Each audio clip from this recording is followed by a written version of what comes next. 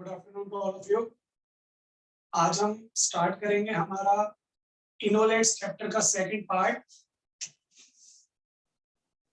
इनोलेट्स chapter में हमें दो रिएजेंट डिस्कस करने थे। पहला रिएजेंट आपने डिस्कस किया था मेलोनिक एस्टर। दूसरा जो रिएजेंट हमें डिस्कस करना है वो है इथाइल एसेटो एसीटेट। जो इथाइल एसेटो एसीटेट है उसको शॉर्ट फॉर्म में EAA लिखते हैं। एक और नाम है इसका एसेटो एसिटिक एस्टर। इसकी प्रिपरेशन और इसकी सिंथेटिक एप्लीकेशंस हमें डिस्कस करनी है। पहले अपने को यह देखना चाहिए कि हम एसेटो एसिटिक एस्टर बना कैसे सकते हैं, इथाइल एसेटो एसीटेट बनेगा कैसे, एंड देन हम इसकी सिंथेटिक एप्लीकेशंस जो है वो डिस्कस कर सकते हैं। लेकिन आप यहाँ पे थोड़ा सा उल्टा प्रोसेस चलाएंगे। मैं आपको पहले इथाइल एसेटो एसीटेट की सिंथेटिक एप्लीकेशंस करवाऊंगा। जब इसकी सिंथेटिक एप्लीकेशंस कंप्लीट हो जाएंगी उसके बाद आप प्रिपरेशन करेंगे, क्योंकि पेपर में ज्यादातर सिंथेटिक एप्लीकेशंस ही पूछी जाती हैं। तो ये हमारे पास हमारा कंसेप्ट रहेगा इथाइल एसेटो एसीटेट के लिए। स्टार्ट करते हैं। मैं आपको थोड़ा सा बता देता हूं। पहले आपने मेलोनिक एस्टर पढ़ा था। मेलोनिक एस्टर में आपने क्या स्ट्रक्चर बनाया था? CH2 के ऊपर एस्टर ग्रुप और नीचे भी एस्टर ग्रुप। अब इसमें हमें एक एस्टर ग्रुप को कीटोनिक ग्रुप से रिप्लेस कर देना है। यहां पे मैं लगा दूंगा COCH3। तो ये जो हमारे पास हमारा मॉलिक्यूल आया, इस मॉलिक्यूल को हम बोलते हैं इथाइल एसेटो एसीटेट, यानी कि EAA। तो मेलोनिक एस्टर में जहां पे दोनों के दोनों एस्टर मॉलिक्यूल थे, वहीं पे जो हमारा इथाइल एसेटो एसीटेट है इसमें एक एस्टर मॉलिक्यूल है और एक कीटोनिक मॉलिक्यूल है। तो ये हमारे पास हमारा केस रहेगा इथाइल एसेटो एसीटेट का। अब इसका क्या जनरल मैकेनिज्म है, पहले इसका जनरल मैकेनिज्म डिस्कस कर लेते हैं। देखो एक बार स्टार्टिंग हमें वैसे ही करनी है जैसे आपने मेलोनिक एस्टर की थी। तो मैं बता रहा हूं आपको इसका जनरल मैकेनिज्म।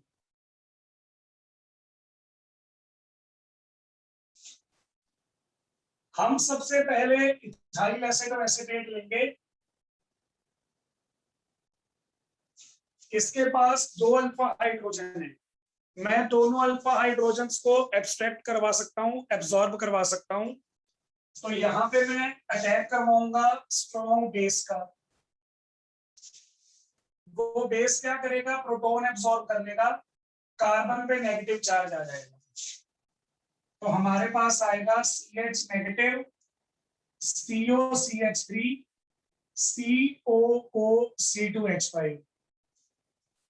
ये जो हमारा इनोलेट आयन बना, ये रेजोनेंस स्टेबलाइज्ड है। तो यहाँ पे नेगेटिव चार्ज बनाएगा बॉन्ड और बॉन्ड बनाएगा नेगेटिव चार्ज। तो ये रेजोनेंस शो करेगा। ये हमारे पास हमारा दूसरा स्ट्रक्चर आ गया। अब जैसे इसने ऊपर वाले CO के साथ रेजोनेंस शो किया है, नीचे वाले CO के साथ भी तो कर सकता था। तो यहाँ पे नीचे वाले CO के साथ भी करेगा, तीसरा रेजोनेटिंग स्ट्रक्चर आ जाएगा।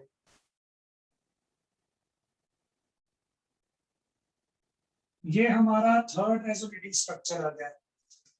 तो हमारा जो इथाइल एसेटो एसीटेट है उसका जो इनोलेट आयन है वो भी रेजोनेंस स्टेबलाइज्ड है। तो ये हमारे पास हमारे रेजोनेटिंग स्ट्रक्चर आ गए। ये हमारा पहला स्टेप हो गया। फर्स्ट स्टेप के बाद सेकंड स्टेप में हम क्या करते थे? एल्काइल हैलाइड का अटैक करवाएंगे RX का। तो यहां देखो ये आ गया मेरा इनोलेट आयन।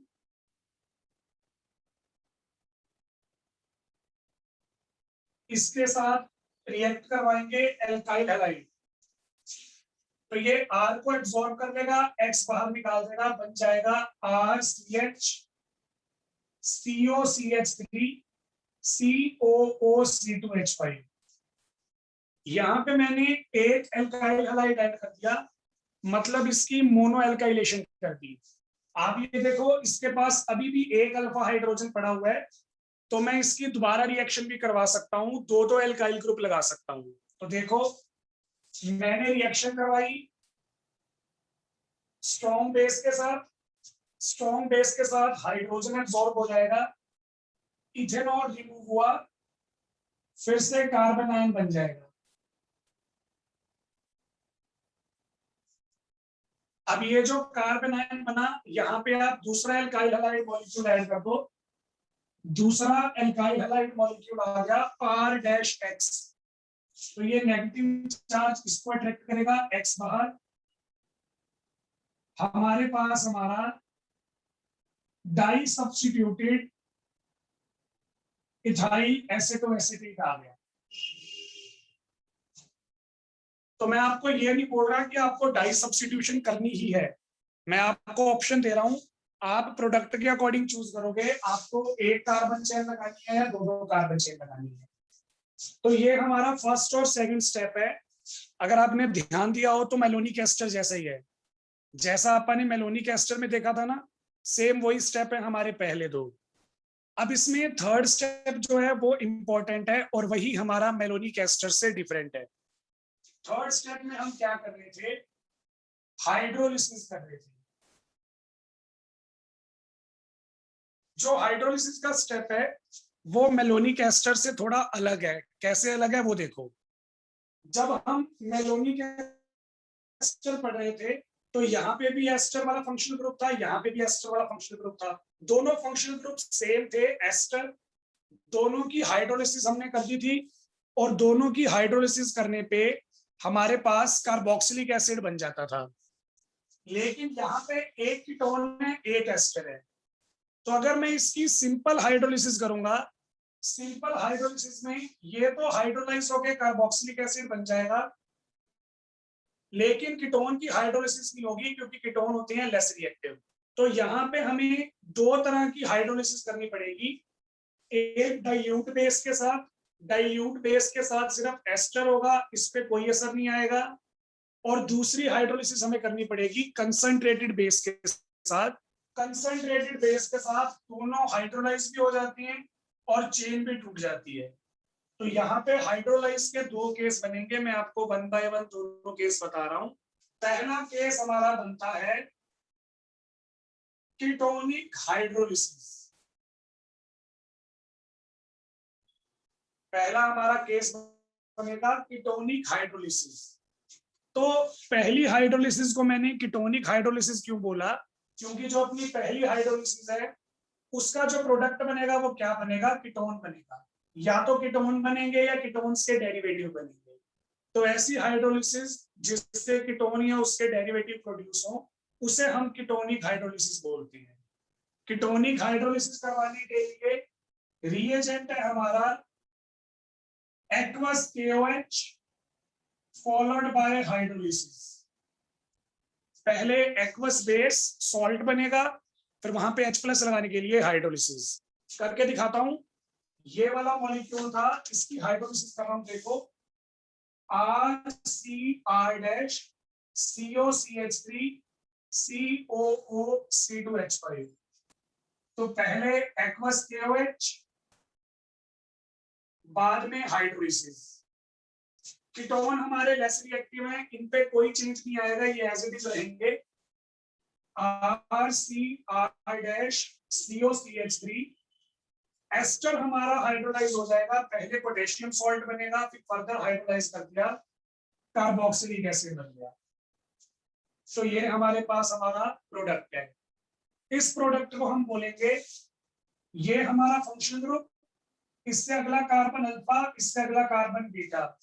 ये जो हमारा प्रोडक्ट बना ये प्रोडक्ट है बीटा कीटो एसिड।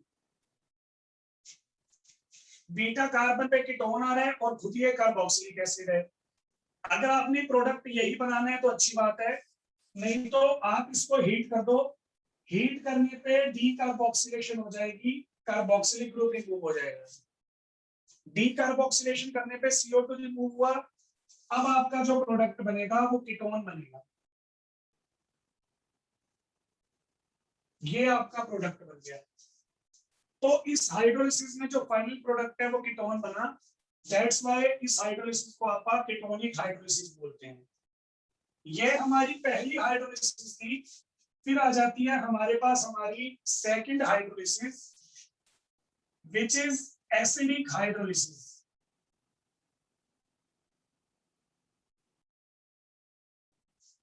अब मैंने आपको पहले ही बता दिया, जो यहाँ पे हाइड्रोलिसिस के अलग अलग नेम है वो प्रोडक्ट के अकॉर्डिंग है। यहाँ पे प्रोडक्ट कीटोन बनना था तो कीटोनिक हाइड्रोलिसिस, तो यहाँ पे प्रोडक्ट क्या बनेगा, एसिड। कौन सा एसिड, कार्बोक्सिलिक एसिड। इस हाइड्रोलिसिस में कार्बोक्सिलिक एसिड हमारा प्रोडक्ट बनता है, दैट्स व्हाई हाइड्रोलिसिस का नाम एसिडिक हाइड्रोलिसिस है।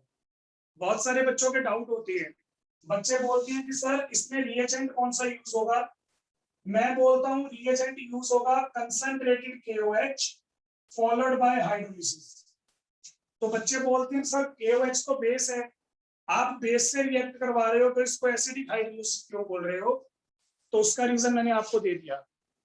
इस नाम का रिएजेंट से कोई लेना देना नहीं है। रिएजेंट हम कोई मर्जी चूज करें, जो प्रोडक्ट बनेगा वो क्या बनेगा, एसिड बनेगा। That is why this hydrolysis is called acidic hydrolysis. तो देखो ये मेरे पास मेरा मॉलिक्यूल आ गया,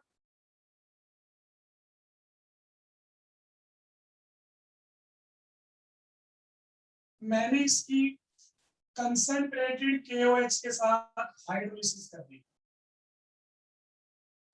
अब ध्यान से देखो, जब आप कंसंट्रेटेड बेस के साथ हाइड्रोलिसिस करेंगे तो यहाँ पे चेन ब्रेक होगी। अब चेन ब्रेक कहां से होगी वो देखो, एक तो हमारा ये वाला फ्रेगमेंट टूटेगा, यानी कि यहां से चेन टूटती है। दूसरा हमारा ये वाला फ्रेगमेंट टूटेगा, मतलब यहां से चेन टूटेगी। अब देखो, जो ये वाला टुकड़ा था हमारा CH3CO वाला, इस टुकड़े की हाइड्रोलिसिस होगी, ये बन जाएगा कार्बोक्सिलिक एसिड का सॉल्ट, 2 कार्बन वाला सॉल्ट। एक बार मैं हाइड्रोलिसिस भी कर रहा, सिर्फ KOH यूज कर रहा हूँ। KOH यूज करूंगा, ये बन जाएगा कार्बोक्सिलिक एसिड का सॉल्ट। ये वाला जो फ्रेगमेंट टूटा C2H5O, ये फ्रेगमेंट बन जाएगा इथेनॉल C2H5OH। और जो हमारा ये वाला फ्रेगमेंट बचा था RCR-CO वाला, ये भी बनाएगा कार्बोक्सिलिक एसिड। तो यहाँ पे ये बन जाएगा आपका कार्बोक्सिलिक एसिड। तो इस रिएक्शन में जो हमारा मेन प्रोडक्ट है वो कार्बोक्सिलिक एसिड बना, that is why this hydrolysis is known as acidic hydrolysis. ये था हमारे पास हमारा general mechanism ethyl Assetto acetate के लिए। तो यहाँ पे बोलो, बीच वाले कार्बन में हाइड्रोजन आएगा ना, बीच वाला 3 बॉन्ड कार्बन बने हुए, 3 बॉन्ड नहीं, बने हुए हैं कहाँ पे, जिसमें 2 R ग्रुप लगे हुए हैं। चार चार है बच्चे कार्बन बॉन्ड। बॉन्ड कार्बन के सर 3 है ना उसमें। ये नहीं ना, लास्ट प्रोडक्ट जो बनाया आपने अभी। यहाँ पे, हाँ जी सॉरी, बिल्कुल यहाँ पे बिल्कुल हाइड्रोजन है, ठीक है। तो ये अपने पास अपना केस है। हाँ जी, और कोई डाउट हो? No sir. ठीक है, तो बच्चे यहाँ पे अपनी हाइड्रोलिसिस जो है वो कंप्लीट हो गई। हमने बिल्कुल सेम स्टेप फॉलो किए मेलोनिक एस्टर वाले। मेलोनिक एस्टर में एक ही टाइप की हाइड्रोलिसिस थी, वहां पे एक ही टाइप का प्रोडक्ट बनता था carboxylic acid. Mono carboxylic acid बनाना है या डाई कार्बोक्सिलिक एसिड वो आपकी मर्जी थी, लेकिन एक ही टाइप का फंक्शनल ग्रुप था कार्बोक्सिलिक एसिड। यहाँ पे 2 अलग अलग तरह की हाइड्रोलिसिस है और दोनों में अलग अलग तरह का प्रोडक्ट है।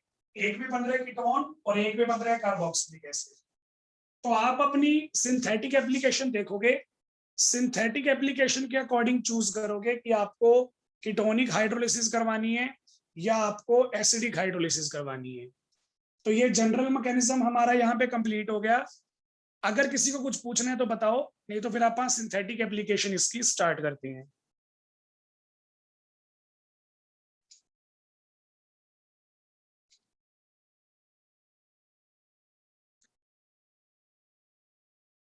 हाँ जी बच्चे, कुछ पूछना है तो बोलो।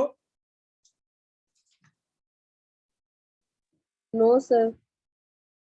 चलो फिर आप इसकी सिंथेटिक एप्लीकेशंस जो हैं वो स्टार्ट कर देते हैं।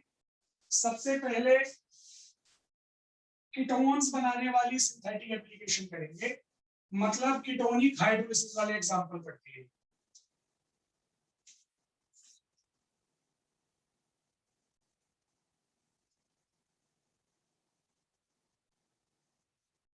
तो बच्चे जो बुक या नोट्स में आपकी कीटोन बनाने वाली एप्लीकेशन है ना, आपको दो तरह के कीटोन बनाने के लिए बोला हुआ है।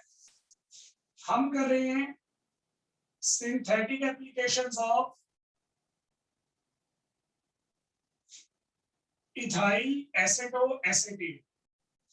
इसमें पहली कर रहे हैं synthesis of ketones. Ethyl Assetto acetate को यूज करते हुए कीटोन्स की सिंथेसिस करेंगे। आपके बुक में या सिलेबस में कीटोन्स बनाने के दो ही एग्जांपल हैं। मैं ये नहीं कह रहा कि इसके अलावा कोई एग्जांपल आएगा नहीं, पर इन दो एग्जांपल्स में आपके टाइप जो है वो सारे कवर हो जाएंगे, फिर आप कोई भी बना सकते हो। एक तो हमें बनाना है इसमें 4 मिथाइल पेंटेन 2 ऑन, और एक बनाना है 3 मिथाइल पेंटेन 2 ऑन। दो तरह के कीटोन है, एक 4 मिथाइल वाला और एक 3 मिथाइल वाला। दोनों के दोनों हमें सिंथेसाइज करनी है। अब स्ट्रक्चर देखो कैसे बनाना है। जब भी आपको नेम दिया हो, पहले आप स्ट्रक्चर प्रेडिक्ट करो, ताकि आपको ये पता चल जाए कि आपने बनाना क्या है। अगर आपको आपके प्रोडक्ट का स्ट्रक्चर पता है, तो फिर आप वहां से थोड़ा बहुत एस्टिमेट वगैरह लगा सकते हो कि हमने कौन कौन से रिएजेंट यूज करने हैं इस रिएक्शन को कंप्लीट करने के लिए। तो यहाँ पे देखो, मैं पहले आपको नीचे वाला करवा रहा हूँ, 3 मिथाइल पेंटेन 2 ऑन। तो पेंटेन है, पेंटेन का मतलब 5 कार्बन। तो ये आ गए अपने पास 5 कार्बन। फिर इन पांचों कार्बन को अपनी मर्जी से नंबरिंग कर दो, 1 2 3 4 5। 2 पे ऑन आ रहा है मतलब 2 पे कीटोन है, ये लो। 3 पे मिथाइल आ रहा है मतलब CH3। सब्स्टिट्यूएंट पूरे हो गए। अब आप इस पे हाइड्रोजन जो है वो लगा सकते हो। तो ये मेरे पास मेरी पिक्चर आ गई। जो कंपाउंड मुझे प्रिपेयर करना है उसका स्ट्रक्चर मुझे यहां से पता चल गया।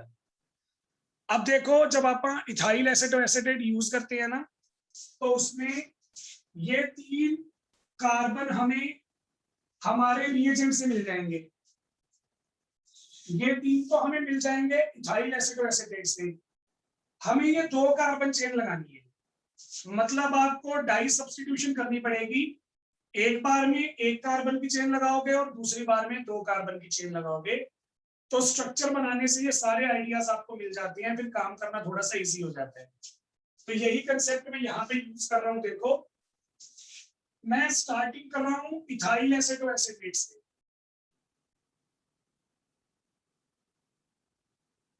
सबसे पहले बेस की रिएक्शन, बेस प्रोटॉन ले जाएगा CH negative CO CH3 COO C2H5। अब इस पे मुझे कार्बन चेन लगानी है। एक कार्बन वाली है, एक 2 कार्बन वाली है, आपकी मर्जी है, पहले कोई मर्जी लगा लो। मैं पहले 2 कार्बन वाली लगा रहा हूं। तो मैंने ब्रोमोइथेन ले लिया। यहां से इथाइल ग्रुप पे अटैक होगा, ब्रोमीन बाहर। तो CH3 CH2 CH, यहां आ गया कीटोन, यहां आ गया अपना एस्टर। अभी भी इसके पास एक अल्फा हाइड्रोजन है, फिर से रिएक्शन करवा दो। यहां पे रिएक्शन करवाई बेस के साथ, बन जाएगा carb anion COCH3 COO C2H5। अब इस कार्बन आयन पे एक कार्बन वाली चेन लगानी है। तो यहाँ पे मैं रिएक्शन करवा देता हूँ CH3Br से। ये यहाँ पे अटैक करेगा, ये बाहर। तो अपने पास आ जाएगा CH3 CH2C CH3 COCH3 COO C2H5। तो जो भी मुझे सब्स्टिट्यूशन करनी थी वो सब्स्टिट्यूशन हमारी पूरी हो गई। अब मुझे यहाँ पे करनी है कीटोनिक हाइड्रोलिसिस, क्योंकि मुझे कीटोन बनाने हैं। कीटोनिक हाइड्रोलिसिस के लिए आप क्या करेंगे, aqueous KOH followed by hydrolysis. तो इसको कोई फर्क नहीं पड़ेगा, ये हाइड्रोलाइज हो जाएगा, कार्बोक्सिलिक एसिड बन जाएगा। तो हमारे पास आएगा CH3 CH2 CCH3 COOH और यहाँ पे आ जाएगा कीटोन COCH3। अब ये अपने को नहीं चाहिए, तो इसकी कर देंगे अपन डीकार्बोक्सिलेशन हीट करके, ये रिमूव हो जाएगा, हाइड्रोजन आके लग जाएगा, बन जाएगा हमारा प्रोडक्ट। तो ये दोनों प्रोडक्ट है, कंपेयर कर सकते हो। हमारे पास आ गया हमारा 3-मिथाइल पेंटेन 2-1, ये आपके पास आपका प्रोडक्ट है। किसी बच्चे को कोई दिक्कत है तो बोलो।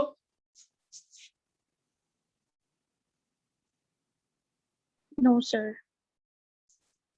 देखो मैंने यहाँ पे बनाया 3-मिथाइल पेंटेन 2-1, आपके लिए होमवर्क रहेगा, आपने बनाना है 4-मिथाइल पेंटेन 2-1। एक बार दोनों के स्ट्रक्चर में फर्क देख लेते हैं। 3 वाला तो मैंने यहाँ पे बनाया ही हुआ है, 4 वाले में क्या होगा, ये वाला मिथाइल ग्रुप यहाँ शिफ्ट हो जाएगा। तो ये मेरे पास आ गया 4-मिथाइल पेंटेन 2-1। स्ट्रक्चर से क्या पता चला आपको, ये वाला पार्ट तो आपको EAA से मिल जाएगा, आपने सेकेंडरी एल्काइल हैलाइड की रिएक्शन करवानी है। ये अपना आइसो ग्रुप है ना, आइसोप्रोपाइल ग्रुप, तो आपने सेकेंडरी एल्काइल हैलाइड की रिएक्शन करवानी है।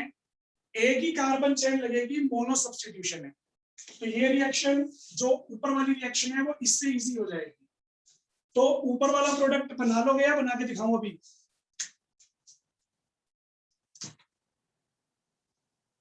बना लेंगे सर। बना लोगे तो फिर आप आगे चलते हैं, हम स्टार्ट करते हैं हमारी सेकंड एप्लीकेशन।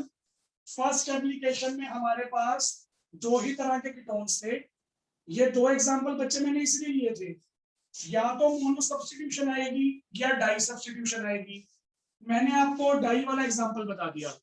अब कार्बन चेन वो बड़ी छोटी कर सकते हैं क्वेश्चन में, लेकिन आप उसके अकॉर्डिंग अपना जो प्रोडक्ट है वो एडजस्ट कर लोगे, अगर आपको जनरल मैकेनिज्म आता है तो यहाँ पे अपने पास पहली जो सिंथेटिक एप्लीकेशन थी वो कंप्लीट हो गई।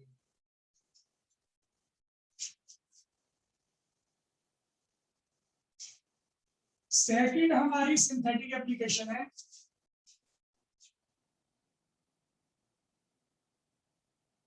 सिंथेसिस ऑफ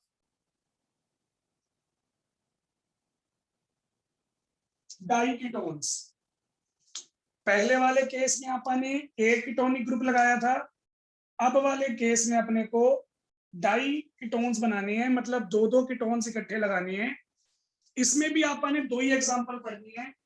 एक तो हम बनाएंगे 1,3 डाइकीटोन्स और एक हम बनाएंगे 1,4 डाइकीटोन्स।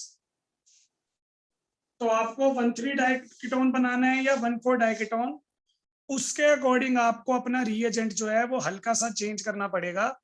इसलिए आपको ये वाली रिएक्शन जो है वो मैं ही करवा रहा हूं, एक बार देखो। पहले मैं आपको बना के दिखाता हूं 1,3 डाइकीटोन्स। अगर आपने 1,3 डाइकीटोन्स बनानी है तो आपको इथाइल एसेटोएसीटेट की रिएक्शन करवानी पड़ेगी एसिड क्लोराइड के साथ। देखो बहुत ही सिंपल सा केस है, इथाइल एसेटोएसीटेट से हमें एक कीटोन मिल जाएगा, एसिड क्लोराइड से हमें दूसरा कीटोन मिल जाएगा। जो दो कीटोन हमारे आएंगे वो फर्स्ट और थर्ड पोजीशन पे आ रहे होंगे, दैट्स वाई हम इसे बोलेंगे 1,3 डाइकीटोन। तो जब भी आपको 1,3 डाइकीटोन बनाना है, इथाइल एसीटेट की रिएक्शन आप एसिड क्लोराइड के साथ करवाएंगे। ये चीज आपको याद रखनी है, सिर्फ यही चीजें याद रखने वाली हैं, और रिएक्शन में कुछ चेंज नहीं होगा। जो प्रोसेस है वो आपका सिंपल सा रहेगा। देखो कैसे, सबसे पहले इथाइल एसिटोएसीटेट,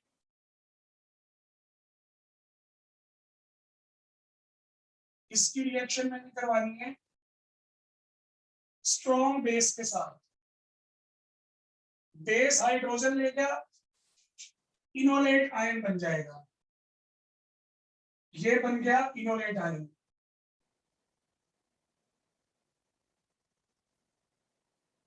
अब यहां पे आ गई मेन बात, जो इनोलेट आयन है उसकी रिएक्शन करवा दो एसिड क्लोराइड के साथ। तो देखो ये आ गया acid chloride, partial positive partial negative, negative attack करेगा पॉजिटिव पे, क्लोरीन बाहर, क्लोरीन बाहर चला जाएगा तो हमारे पास आ जाएगा RCO, RCO कंबाइन हो गया CH के साथ, एक COCH3 ऊपर और एक COOC2H5 नीचे, एक कीटोनिक ग्रुप ये रहा, एक कीटोनिक ग्रुप ये रहा, डाइकीटोन बन गया।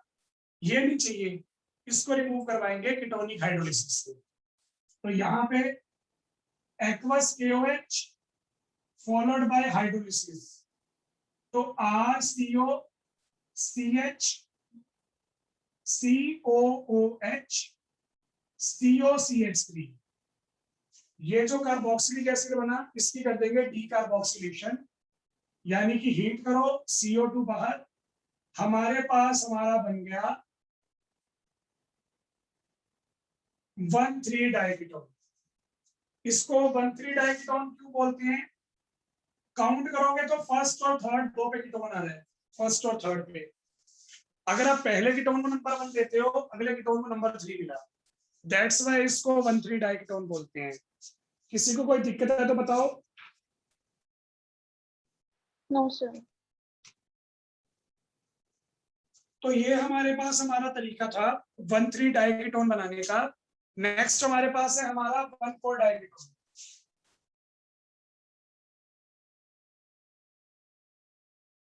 तो 1,4 डाइकीटोन में मैं क्या करूंगा, इथाइल एसिटोएसिटेट के 2 मोल्स लूंगा, उन दोनों को इनोलेट आयन में कन्वर्ट करूंगा,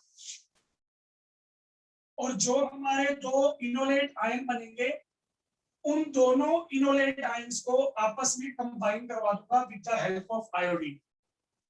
ये काम आप पहले भी कर चुके हैं ना, तो यही काम आप यहाँ पे फिर से रिपीट करेंगे। दो इनोलेट आयन होंगे कंबाइन करने के लिए आयोडीन की रिएक्शन, फिर उसकी कीटोनिक हाइड्रोलिसिस और फिर डीकार्बोक्सिलेशन, 1,4 डाइकीटोन बन जाएगा। देखो फटाफट, मेरे पास दो मॉलिक्यूल हैं इथाइल एसिटोएसिटेट के,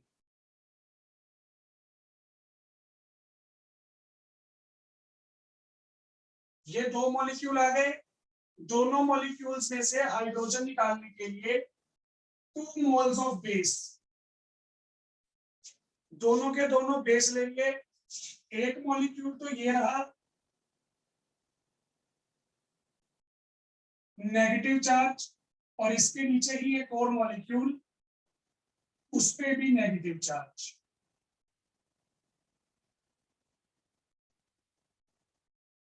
तो ये हमारे पास हमारा पहला मॉलिक्यूल आया, ये हमारे पास हमारा दूसरा मॉलिक्यूल आया। तो यहां देखो, इन दोनों मॉलिक्यूल्स को हमने आपस में कंबाइन करना है। कंबाइन करवाने के लिए मैं रिएक्शन करवाऊंगा आयोडीन के साथ। आयोडीन क्या करेगा, दोनों को रेडिकल में कन्वर्ट करेगा। ये वाला रेडिकल इस रेडिकल के साथ कंबाइन हो जाएगा, तो हमारे पास आ जाएगा, ध्यान से देखो मैं कैसे लिख रहा हूं, मैं यहां से स्टार्ट कर रहा हूं, यहां से CH3CO, CH3CO के साथ है CH, CH के साथ है एस्टर, सेम नीचे वाला मॉलिक्यूल, यहां से लिखना स्टार्ट कर लो, CH3CO CH COOC2H5। इन दोनों CH को मैंने कंबाइन करवा दिया आयोडीन की हेल्प से, ये दोनों आपस में कंबाइन। अब ये वाली चेन तो मुझे चाहिए, ये दोनों फालतू आ रहे हैं, तो इनके लिए कीटोनिक हाइड्रोलिसिस। तो इसके रिएक्शन ऊपर कर रहा हूं आगे।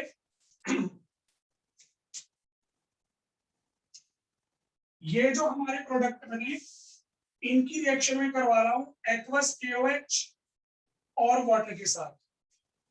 तो ये बन जाएगा CH3COCH CH3COCH, यहां भी एसिड बन जाएगा, यहां भी एसिड बन जाएगा। हीट करोगे तो कार्बन डाइऑक्साइड निकलेंगे, यहां से भी बन जाएगा 1,4 डाइकीटोन।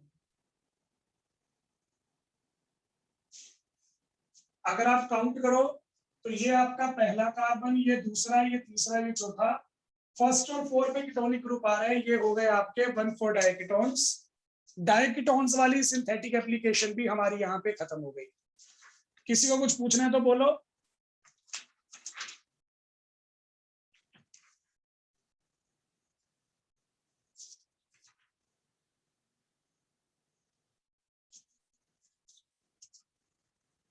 हाँ जी बच्चे, कोई डाउट है तो बोलो।